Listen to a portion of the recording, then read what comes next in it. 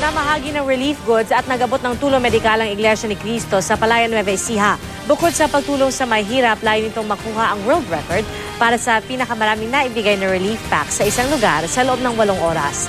Nakatutok si Claire Delphine.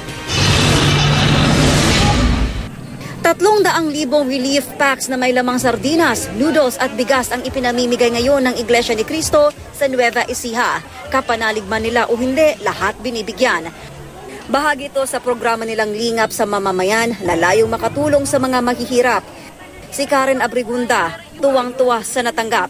Sinamantala niya rin ang pagkakataon para makapagtinda ng soft drinks sa mga matyagang naghihintay. Kumusta naman? Nakarami lang. Nakaubos na po, ma'am. Talaga. So, kumita pa kayo. May relief goods pa. Sa gitna ng pamamahagi ng relief goods, nahaddugan pa ng kanta ang mapumunta.